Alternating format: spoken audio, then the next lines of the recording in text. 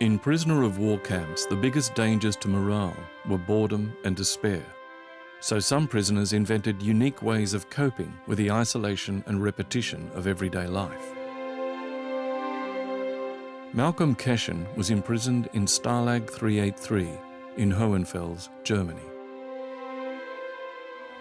In 383, you're looking for something to do all the time, something to occupy you. Educated blokes used to walk around the camp talking to themselves. There was one bloke that used to walk around the camp talking to himself, reciting Shakespeare, and he could tell you anything you want to know about Shakespeare. But he went nutty in the finish. Couldn't help it. The only one who survived was McGinney. We had a big pearl, what they called a fire pearl. It was filled with water in case of fire. And after a while it used to get very murky. And McGinney used to sit on the side of that with a stick and a piece of cotton, and he used to fish in it. And he'd sit there for hours, and blokes would come along and they'd look at him, you know. He survived.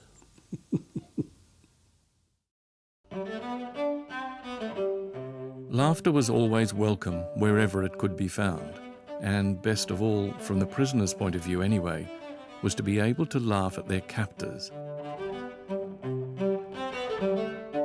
In Korea, the camp commandant gave Charlie Yacopetti and his mates a decent laugh and a momentary respite from prison life when Charlie had to report to him that the POWs had lice.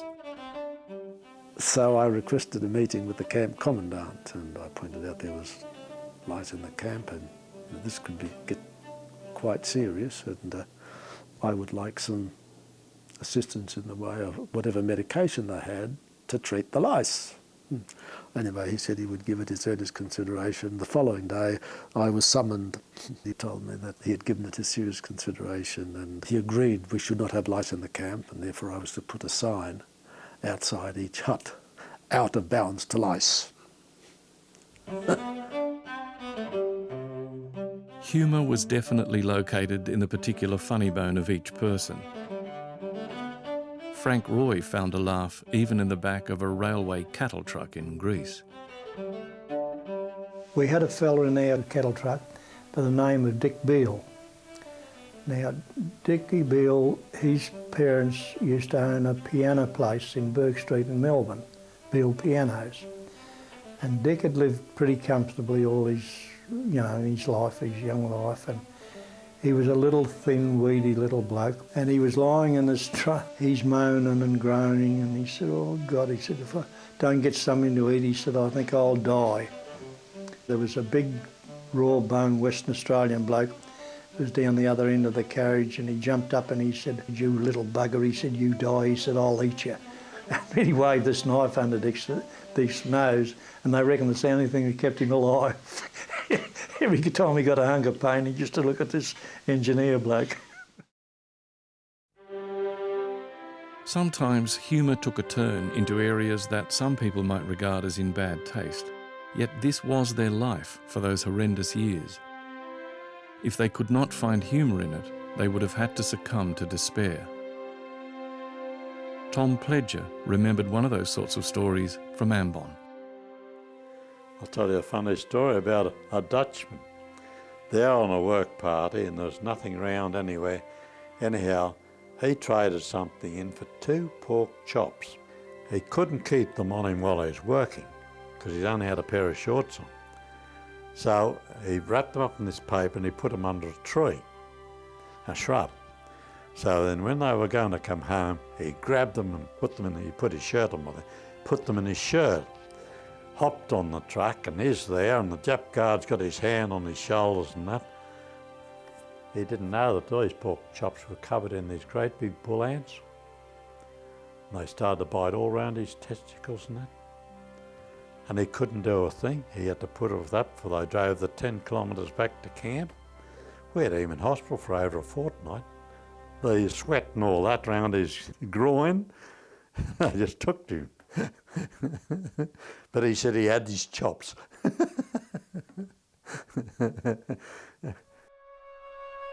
These are the stories that former prisoners of war laugh at again when they meet at reunions. They help to protect them from the bad memories, and they may laugh, but they also never forget. When you lose your freedom, you lose everything, but you make do with what you have day by day. Just because we made all our own amusement, our own fun, you're still a prisoner. You're still free to come and go. You're allowed to breathe, and that's about all. On the Burma-Thailand Railway, British prisoners of war died at twice, sometimes 3 times the rate of the Australians, partly because of the better health of the Australians at the beginning of the war, and partly because of their practical skills and hygiene. But the strength of the Australians as a group also saved many men who would otherwise have died. There was a saying, and it's true, that any POW who didn't have a mate had nothing. He had nothing to live for or anything. Every one of us had someone to care for us, and we cared for them. It was a relationship more than just friendship. It was way and above that. Mateship is a special circumstance. It was you lived for one another. You know, they looked after you when you were sick. You looked after them when they were sick. In the women's camps and the civilian camp where Sheila Broun was a teenager, it was no different. Having somebody that you can always depend on, no matter what sort of person you are, they still accept you. It does mean a lot in life to be able to rely on somebody like that, particularly when it's a matter of life and death. You know that it didn't matter what you did. You've got somebody there who will help you and try and understand. To give some encouragement or a thoughtful hand when another prisoner was in despair took on enormous significance. Des Mulcahy remembers a mate, Freddie, who had a knack for helping others in prison in Japan.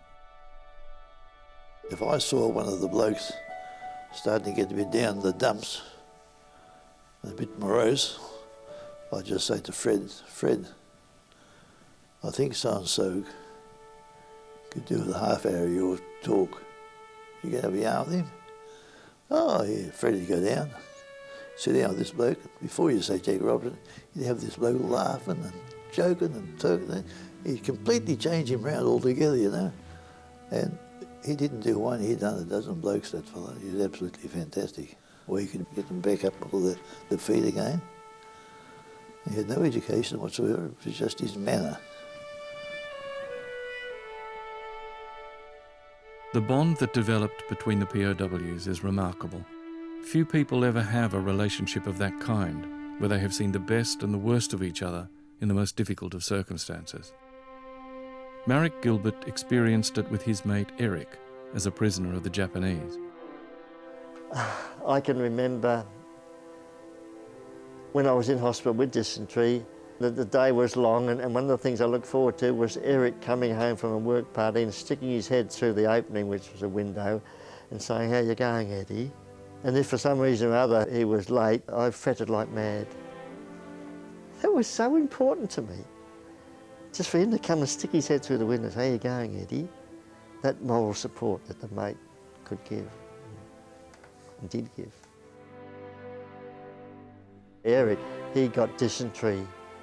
He was coping, we were coping, surviving, and only about a month before the war finished he got dysentery, but he was so far emaciated that he couldn't pull out of it, and he died only about a month. It is also important to record, however, that not all Australians met the challenge of sticking by their countrymen. Walter Hicks was a prisoner on Ambon. You couldn't grow a garden within the camp because the fellows who didn't garden would pinch your stuff at night. Now that's not mateship. And I had, at one stage, decided to grow a pumpkin, and I built a cage around the pumpkin and I wired it all the way around. And the pumpkin was about that size, and I thought, beauty, I'm going to have a pumpkin at last, because all the others had been pinched. And I woke up one morning and they said, "For God's sake, Hicksy, your pumpkin's gone." And the fellow that did it was a friend, he was a sergeant, he was a friend of mine. I got on very well with him. I went to see him and he was dying, I could see that. He died within 4 or 5 days. I reproached him without any bitterness. I could see that his life was, you could see when people were going to die. It was transparently obvious. The man lost hope, he lost all chance of survival. For the most part, these men and women did everything in their power to care for each other. Many who had never stolen so much as a comb before now thieved, lied, traded and connived, all for their mates. Tom Uren, later to become a federal government minister, speaks here of his mate Bill Halliday on the Burma-Thailand Railway and how mateship changed them both. In the sick bay, when he was back in the camp, I would go over to see him. And in the early days when I'd take him something, if I scrounged something to take to him, he was never really grateful. Mateship, always kind of whinging. But as the time went on, his hope grew in him. And he used to look forward to seeing me, and I used to look forward to seeing him. And I'll never forget, he was so skinny that you could see his backbone through his stomach, lying on that bed. And he had this awful leg. And the stench of the ulcer wards, it's like death itself. But the thing about Bill Halliday was that even though he was a whinger and a whiner in those early days, in the end, you know, he used to look forward to seeing him and I would look, but his eyes, they shone, beautiful eyes. I can just see them. They shone like beacons in the night, you know. Just, it was so beautiful. You couldn't help but love the guy for it.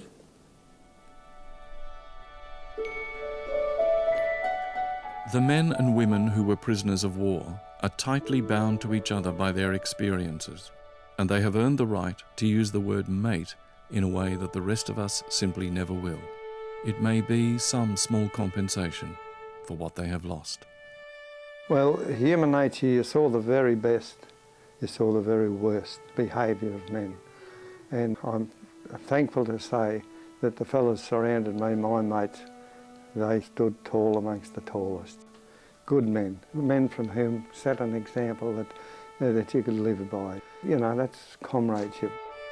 Some men, because of hunger and deprivation and the fact that they were incarcerated, I suppose the same as being in a civil prison. You saw the baddies became worse, and the good men, the strong men stood up and came through okay.